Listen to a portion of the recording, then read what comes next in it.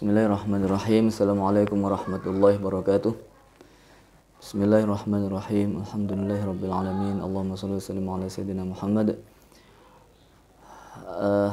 Menjawab pertanyaan apakah dan kenapa dalam surat At-Taubah itu tidak terdapat basmalah, ya.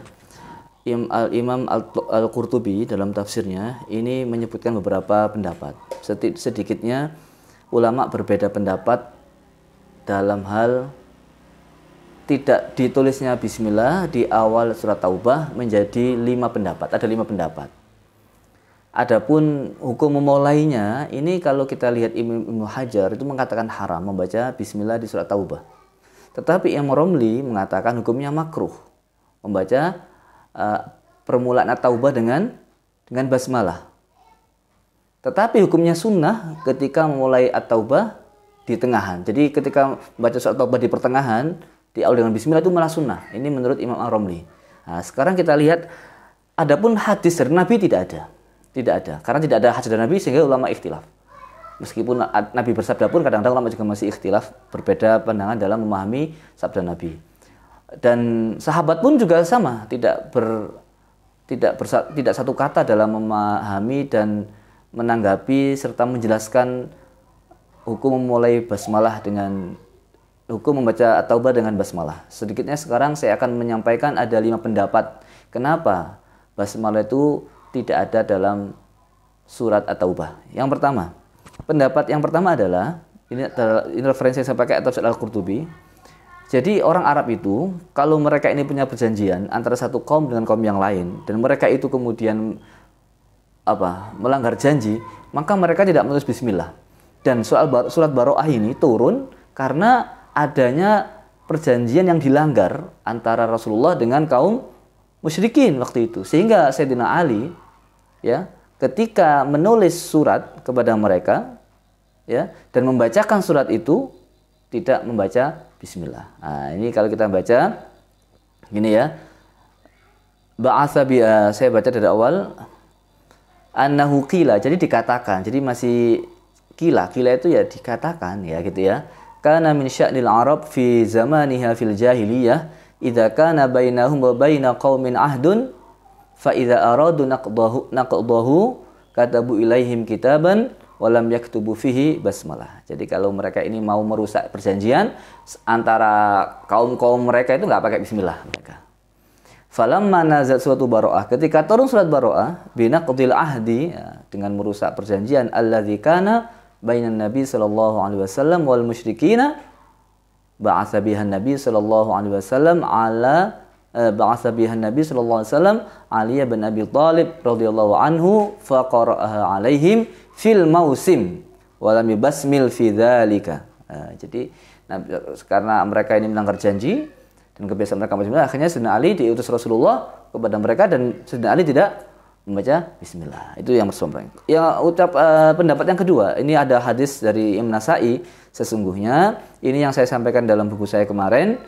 Kesimpulannya yang dalam bab 1 yang saya sampaikan dalam buku saya itu, karena Sayyidina Utsman itu ragu apakah ini 2 surat atau 1 surat, dan Nabi sampai meninggal dunia wafat tidak menjelaskan apakah ini 2 surat atau 1 surat. Itu dalam riwayat yang sangat panjang yang sudah saya jelaskan dalam video. Jadi alasannya karena keraguan Sayyidina Utsman ketika menulis mushaf, keraguan apakah ini 2 surat atau 1 surat, dan Nabi belum menjelaskan. Karena biasanya itu pasti menjelaskan kalau ini awal surat gitu. Yang ketiga, pendapat yang ketiga adalah diriwayatkan dari Sayyidina Utsman juga, ya, sesungguhnya karena surat Taubah ini dianggap dalam riwayat itu disebutkan bahwasanya Baroah kana ta'dil Baqarah. Surat Baroah ini selevel sebanding dengan surat Baqarah. Maka au qurbaha atau mendekati Al-Baqarah. Itu keutamaan atau dari segi apanya dijelaskan sebanding dengan Al-Baqarah atau dekat dengan Al-Baqarah. Maka karena itu dekat Al-Baqarah, maka tidak dipakai bismillah karena dia dianggap mirip dengan surat Al-Baqarah. Dari segi pahalanya atau apa kita tidak bisa menerka-nerka karena riwayatnya hanya mengatakan seperti itu, kan ta'dilu al-baqarata au qurbaha. Sebanding al-baqarah, karena sebanding al-baqarah maka tidak perlu menambahi dengan bismillah. Ini riwayat yang ketiga. Adapun riwayat yang keempat, ini yang seperti disampaikan tadi ya, ini yang populer ya. Bukan, ini yang keempat belum, yang kelima yang populer ya. Yang keempat dulu adalah dari Abu Ismah dan dari Kharijah. Jadi ketika sahabat-sahabat menulis mushaf pada masa Sayyidina Utsman, para sahabat itu juga berbeda pendapat. Sahabat-sahabat berbeda pendapat. Berbeda gimana?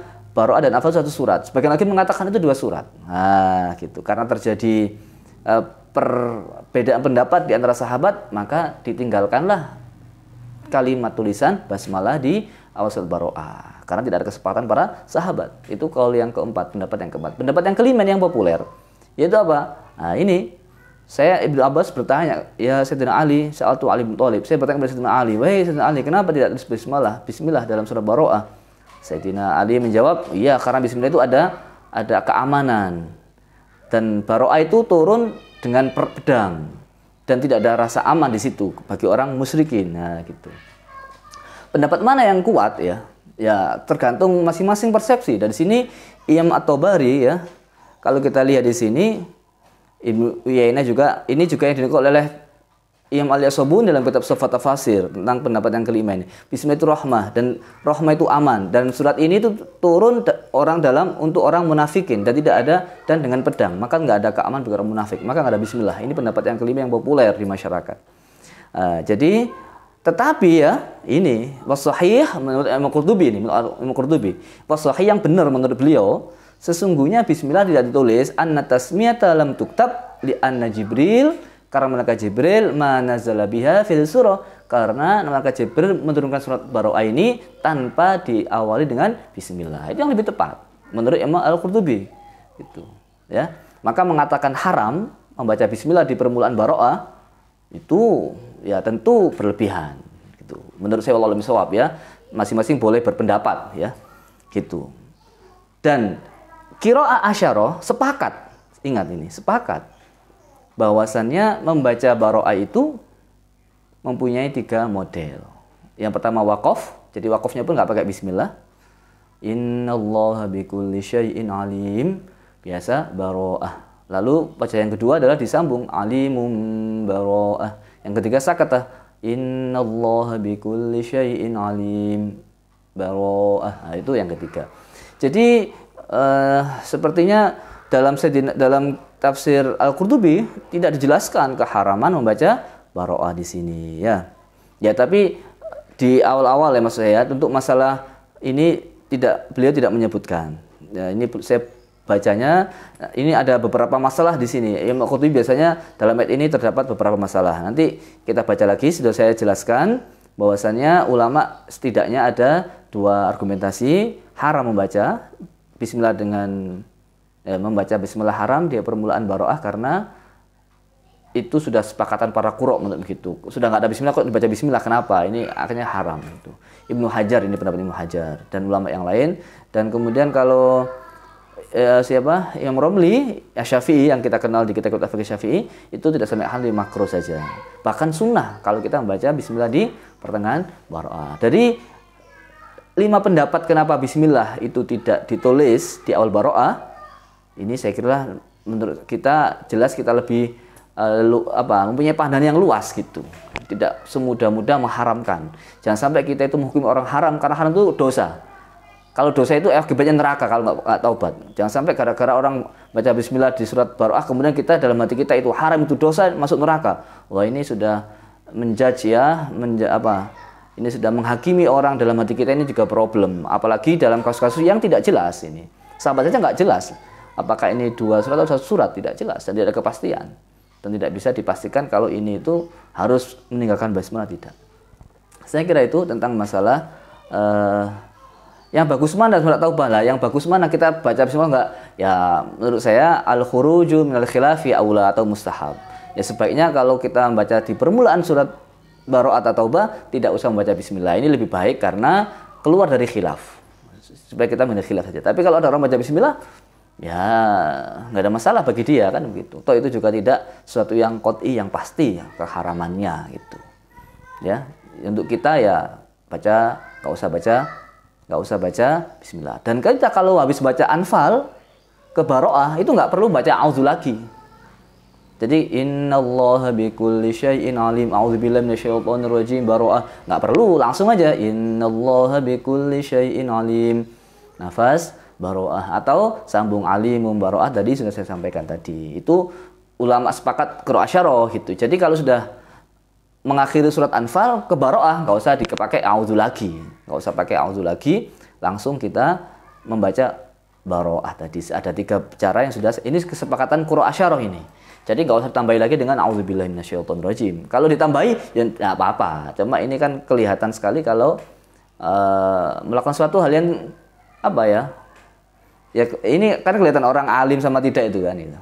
Qiraah aja ahli qiraah 10 ini sepakat nggak ada auzu ketika menyambung dengan Baroah. Saya kira demikian, mudah-mudahan kita sama Allah dijadikan orang yang ahli Quran, senang Quran, cinta Quran, dikasih Allah kesempatan selalu baca Quran, mengamalkan Quran, dan bisa menyebarkan, perjuangkan Al-Quran. Ihdinas siratal mustaqim. Wassalamualaikum warahmatullahi wabarakatuh.